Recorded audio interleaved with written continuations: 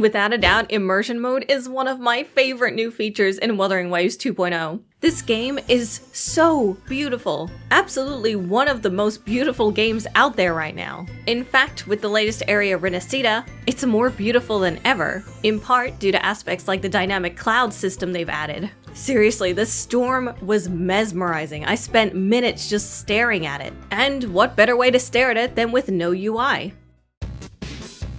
Immersion Mode has some problems. The first of which is that it doesn't get rid of all the UI. You still have to look at your ugly user ID, the button in the top left of the screen that suggests how to close Immersion Mode, and at times, for some reason, your ping. Why would I ever want to see my ping in Immersion Mode? Well, someone at Kuro Games thought I should. With all this stuff on screen, I have to say I don't feel very immersed. But it's a huge step up from all these ugly UI elements that were on screen before. And when you do stuff like pick up a flower or capture an echo, you can still see what those are. It's just cleaner. But that's not the worst problem with Immersion Mode. If you've used it in version 2.0, you probably know exactly what I'm about to say.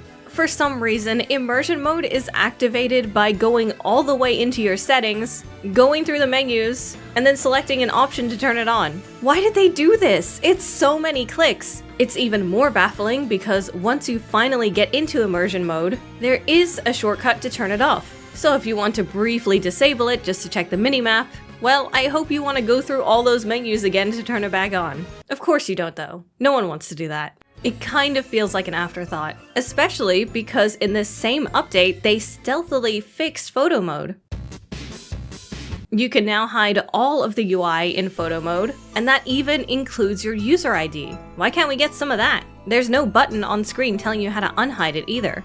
We could absolutely do with more photo mode features, but this is a good step in the right direction. But that aside, these are my suggestions to help improve Immersion Mode. For starters, you should not need to go into the menu to do it. Just like with the portable synthesis, you should be able to put it on your wheel or bind it to a hotkey so you can toggle it on and off instantly. I absolutely love Immersion Mode, but my god is it annoying to get into. The second thing is, we should be able to choose exactly what UI elements get hidden. Why isn't there any customization for this? For example, maybe I don't want to see the ugly quest list or my party members, but I do want to see the minimap at all times because it helps with exploration. Or maybe I just want to keep an eye on my forte gauge. I really feel like you should be able to choose which elements show and which elements don't. And third, there's still too much on the screen. We don't ever need to see ping, we don't need to see our user ID, and, well, I'm not sure if we need to see the prompt in the top left. That's kind of a harder one because people might get stuck in Immersion Mode if they don't see the prompt to turn it off. But if they've made it work for photo mode, surely there's a way, right? Perhaps they could give us an option to toggle it off in the settings, ensuring that it's player's own choice not to see it. Right now, Immersion Mode feels like half a feature, like a demo of what's to come. It's really, really good, but it could be better. And frankly, if they just make it so we can easily toggle it on and off, that will be the biggest hurdle overcome. Let me know in the comments if there are any UI elements you wish would still show in Immersion Mode, or if you think it's perfect the way it is.